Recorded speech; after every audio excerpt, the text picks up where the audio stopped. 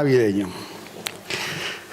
Estos días de atrás que estuve visionando en diferido el culto de Navidad, tan interesante, al ser en Cristo Vive estaba aquello lleno de amigos, familiares, de todo. Vi por allí a Beatriz muy bailona, no vi a Luis Alberto, pero bueno, estaba Emmanuel Bu, los hijos, en fin, estaba lleno de familia aquello.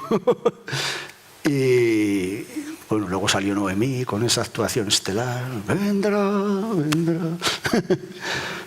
Y al final estuve leyendo los comentarios que había al culto. He cogido dos, de cristianos evangélicos. Menudos paganos, no se diferencia nada de la Iglesia Católica, mezclan lo alto con lo profano. Es el más suave.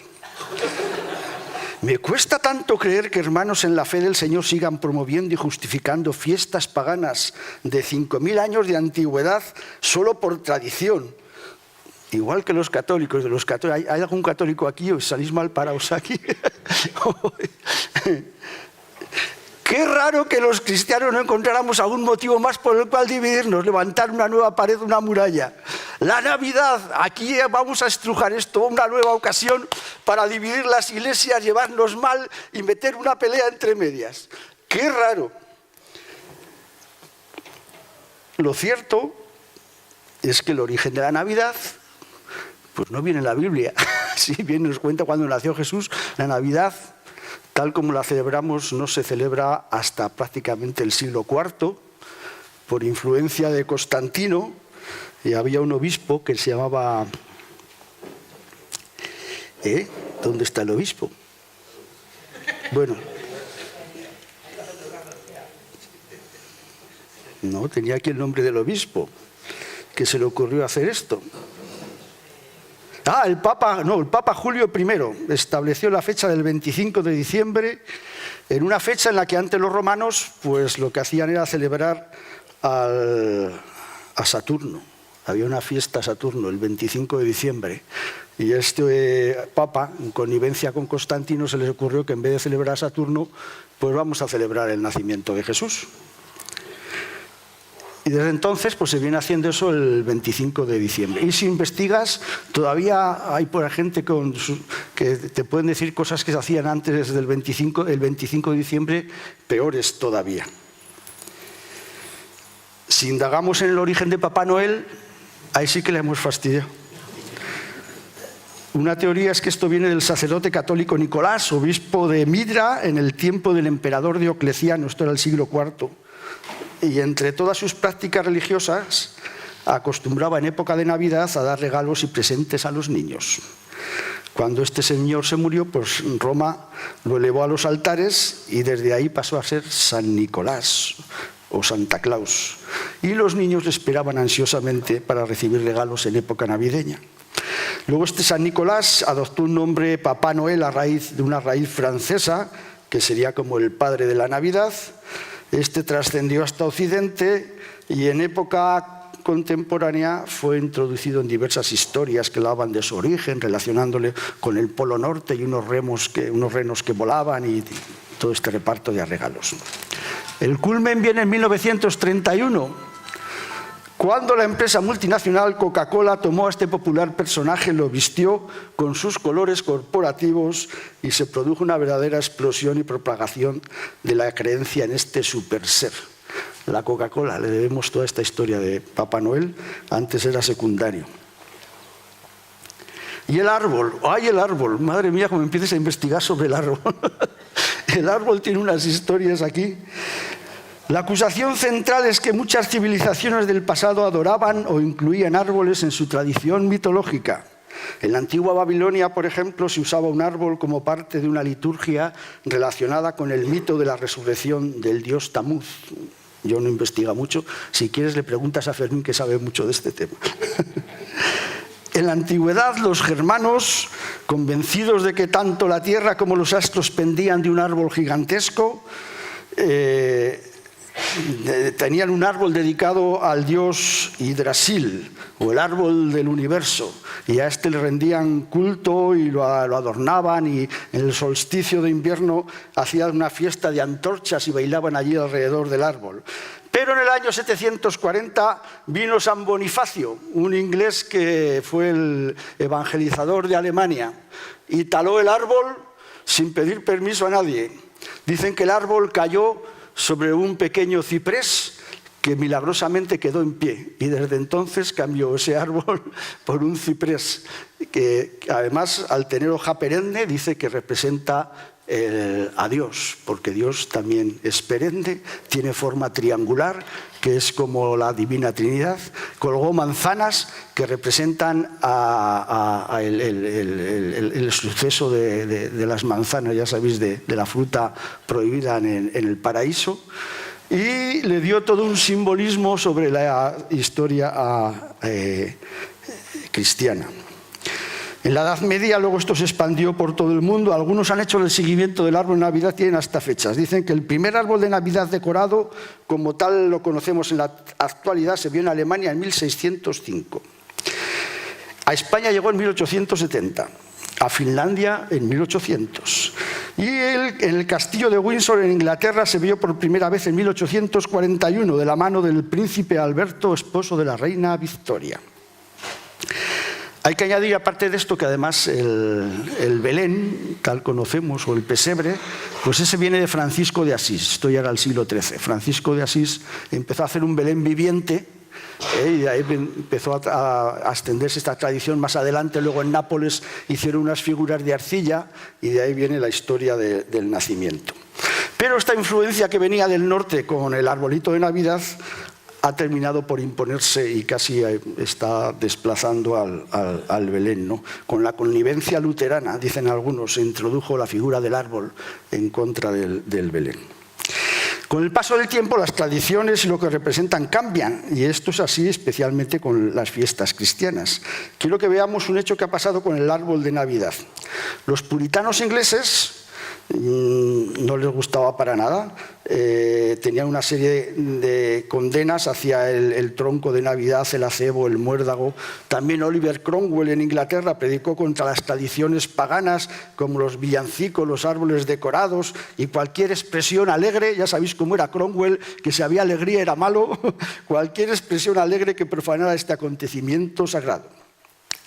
Pero en 1851 hubo un pastor, Henry Swanz, de Cleveland, Ohio, que se le ocurrió poner un árbol en la decoración navideña de la iglesia. Sus feligreses condenaron la idea como una práctica pagana, y algunos incluso lo amenazaron con hacerle algún daño. Pero en el año 2000, el administrador de la ciudad de Eugene, en Oregón, ordenó que los árboles de Navidad no se podrían poner en las dependencias municipales porque eran símbolos religiosos cristianos, y eso acabaría con la separación entre Iglesia y Estado. Fijaros cómo ha ido cambiando la cosa. De una cosa que venía de no sabemos dónde, hasta que ya en el año 2000 toda una ciudad identifica, esto es un símbolo cristiano, cuidado, no podemos ponerlo aquí para no ofender y mantener este principio.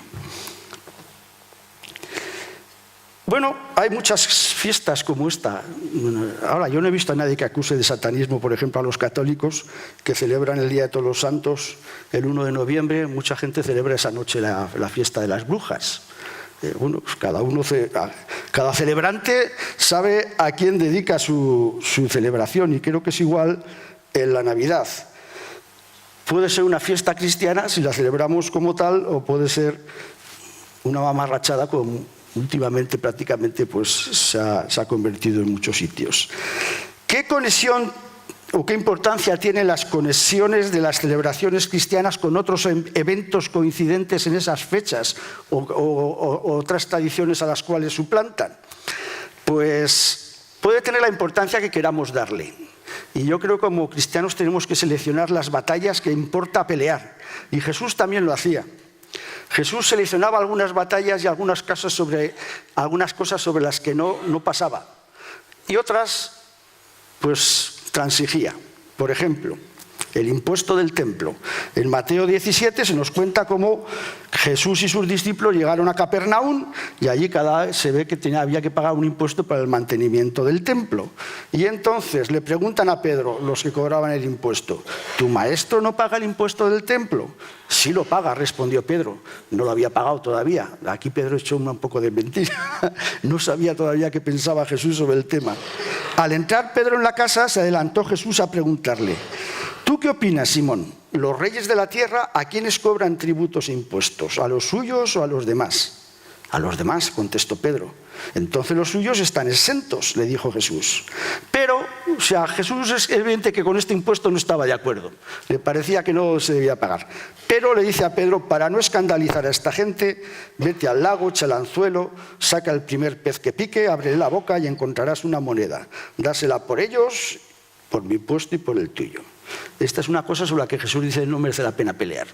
Aunque yo no estoy de acuerdo en pagar este impuesto, vamos a pagarlo y se acabó.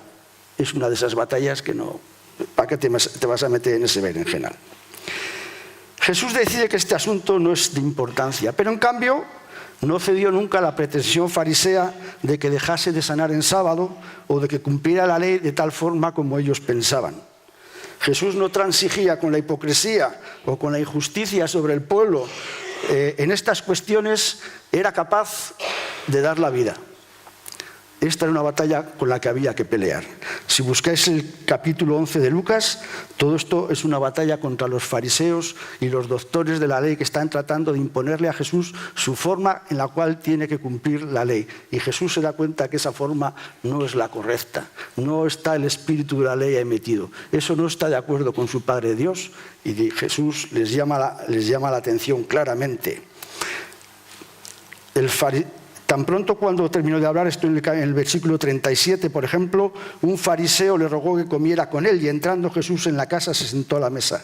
El fariseo cuando lo vio se extrañó de que no se hubiera lavado antes de comer, pero el Señor le dijo, vosotros los fariseos limpiáis lo de fuera del vaso y del plato, pero por dentro estáis llenos de rapacidad y de maldad. Necios, el que hizo lo de fuera no hizo también lo de dentro. Dad limosna de lo que tenéis y entonces todo será limpio. Pero ay de vosotros, fariseos, que diezmáis la menta, la ruda y toda hortaliza, pasáis por alto la justicia y el amor de Dios. Esto os era necesario hacer sin dejar de hacer aquello. Bueno, y todo el capítulo va de lo mismo. Estas eran las cosas, estas eran las batallas que Jesús decidió que merecía la pena pelear. Sobre esto no pasaba. Creo que es importante entonces para nosotros seleccionar bien nuestras batallas, poner cada cosa en su nivel. Sí que es cierto que si alguien no quiere celebrar la Navidad, pues no pasa nada. Sería un problema si, por ejemplo, alguien entre nos dice, pues no vamos a celebrar la Santa Cena o no vamos a hacer bautismos, porque estos son mandatos muy claros y específicos del Señor en la palabra, ¿no? Pero esto es una cosa que, bueno, pues si alguno tiene problema o si al estudiar la historia te sientes mal con esto, pues con toda libertad no lo celebres. Pero bueno, tampoco critiques como estas críticas que venían ahí, precisamente los de los propios evangélicos, criticando el propio programa de televisión. Lo digo siempre, la Iglesia hoy día tiene muy pocas oportunidades de abrirse a la sociedad, muy pocas, y las que tenemos hay que aprovecharla. Y yo veo este programa y digo, gloria a Dios, qué buena oportunidad. ¿Cuántos cientos de miles lo habrán visto, lo podrán ver más adelante en YouTube o cuando puedan? Yo me acuerdo hace unos años cuando mi madre estaba más lúcida y llegaba a casa en Navidad y me decía, acabo de ver el culto de Navidad, y estaba encantadísima, le gustaba más que la misa, porque para empezar es más entretenido. Qué pocas oportunidades tenemos de abrirnos al exterior y siempre encontramos el problema pero eso no. Por Dios, hay que aprovechar las oportunidades, que hay pocas, y esta es una buenísima, y como esta muchas otras. Las tradiciones, todo va cambiando y todo hay que darle un sentido y hay que renovarse. Nosotros tenemos una tradición aquí como iglesia desde hace ya 8 años, el domingo de tapas. Entonces, generalmente el cuarto domingo de octubre, cada uno viene de su casa con unas suculentas tapas, cada uno se ha esmerado. Algunos creo que han estado todo el año seleccionando a ver qué tapa van a hacer para quedar con los mejores. ¡Ay, qué rica estaba la tuya! Y venimos aquí y nos las comemos. en buena armonía, con charla y tal. Ha habido años que ya uno no tiene que ir a casa a comer porque se ha puesto de tapas hasta sobrar. ¿Para qué hacemos esto? ¿Para llenar la tripa? Sí. Claro, ¿para qué es una tapa si no? ¿Pero por qué? Ahí está la motivación. ¿Por qué? Porque estamos agradecidos que Dios nos ha permitido la posibilidad de habernos fusionado dos grupos en uno. Y esto es una experiencia que muy pocos evangélicos sufren en la vida. La mayoría de los evangélicos experimentamos varias divisiones a lo largo de nuestra vida. Pero eso de que dos iglesias se junten, muy pocos. Y entonces estamos tan agradecidos de que Dios nos haya permitido estar en esta élite de esta experiencia que muy pocos sufren, que lo celebramos de esta manera. Pero imaginaros dentro de 50, 60 años que se nos ha olvidado por qué hacemos esto y seguimos haciendo el domingo de tapas. Y entonces quitamos la reunión porque las tapas son más importantes y ya no solamente no hay culto, sino que aquí lo importante es venir a comer tapas. ¡Ay! ¿Por qué hacíamos esto? Pues no sé, mi abuelo lo hacía. Dicen que no sé qué en generación empezaron a hacerlo, a alguien se le ocurrió, quizás alguno empiece a investigar. Pero esto era por la fusión, porque dos iglesias se fusionaron en una sola. Pero entonces otro empieza a investigar. No, pero esto de las tapas va más allá, porque esto se hacía en las fiestas de los pueblos y eran fiestas profanas. No comamos tapas. Y se acabó la fiesta de las tapas allí a los 50 o 100 años después de haber empezado, porque alguien ha empezado a investigar más atrás, y ha descubierto una extraña conexión de las tapas con alguna fiesta profana. Cada celebrante sabe a quién celebra, cada uno sabe lo que está haciendo. Y sí es cierto, la Navidad se ha degenerado en nuestro medio. En los colegios, en muchos ya no se puede poner veleres, hay algunos cuantos valientes que sí, pero ponen un árbol. Las felicitaciones, no se puede mencionar a Jesús, está llena de frases rimbombantes, tonterías sin sentido, la mayoría. No se puede mencionar a Jesús y el amor que se hizo hombre y vino a la tierra. En las familias se celebra, ni siquiera se da gracias antes de estas comilonas que nos comemos. Y sí, nosotros tenemos una tarea que hacer, aprovechar la fiesta de la Navidad para llevar la luz de Dios al mundo. Y eso lo podemos hacer porque en nuestras familias, si se celebra Navidad, nosotros estamos allí. Podemos valientemente recordar, oye, ¿por qué hacemos esto? Para mí, la Navidad es Jesús, no sé para vosotros. Igual solamente con decir eso valdría la pena, ¿no? Aprovechemos la oportunidad. No dejemos que la fiesta de tapas decaiga porque alguien encuentra una extraña conexión con alguien que lo ha hecho mal. Si alguien lo ha hecho mal, pues allá él, pero nosotros lo hacemos bien.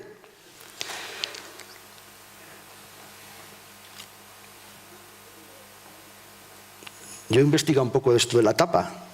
Hay varias teorías. La tapa ha variado a lo largo de los años, es complicado fijar una fecha exacta para el nacimiento de la misma. Hay algunos relatos, como en el Quijote, que se le denomina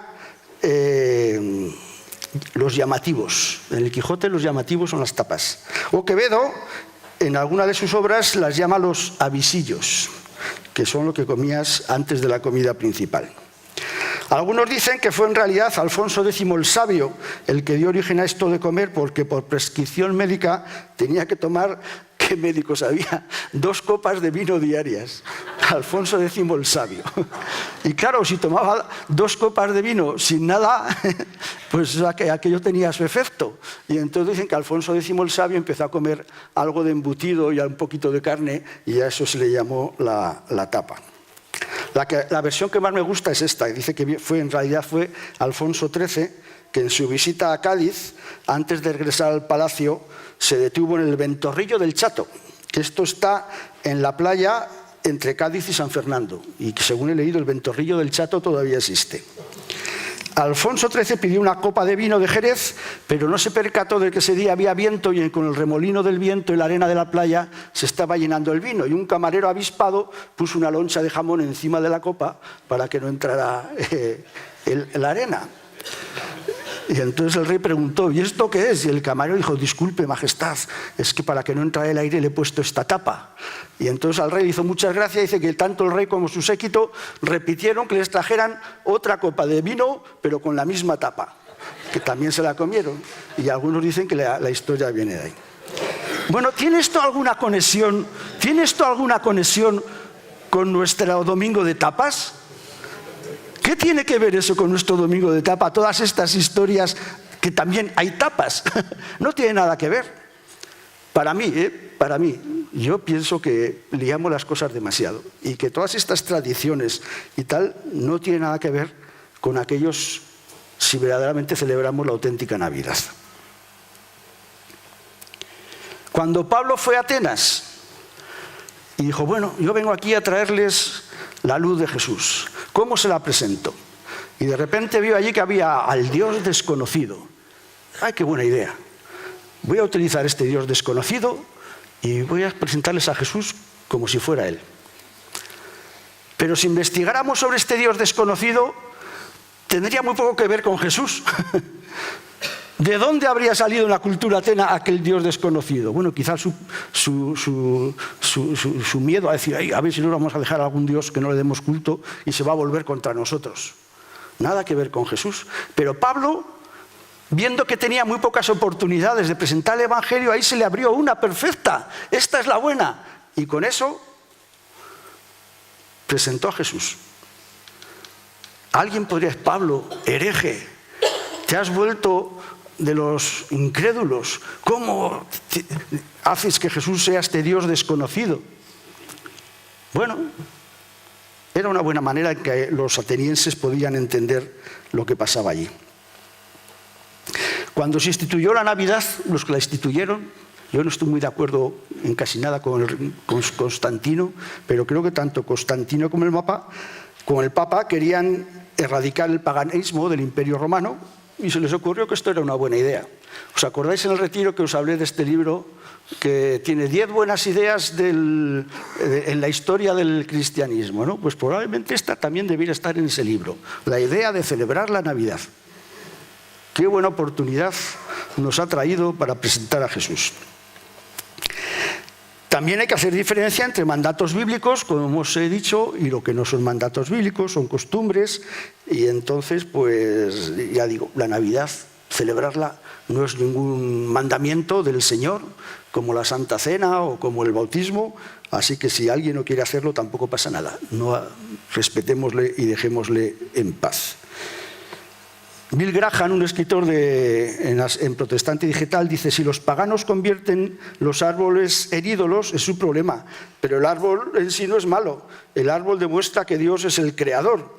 Si los paganos beben agua, hay que dejar de beber agua, o si respiran, dejamos de respirar.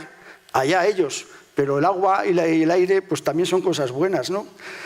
Gran parte de nuestra sociedad hace de la Navidad una cuestión materialista y profana sin ningún sentido espiritual. Ellos verán lo que hacen, pero nosotros sí debemos de llenarlo de un gran sentido espiritual.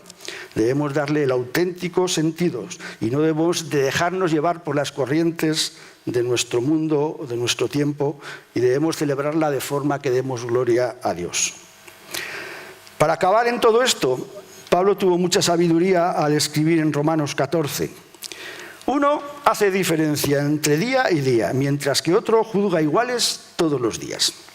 Cada uno esté plenamente convencido de lo que piensa. El que distingue un día de otro lo hace para el Señor, y el que no distingue el día para el Señor no lo hace. El que come, para el Señor come, porque da gracias a Dios, y el que no come, para el Señor no come. Y también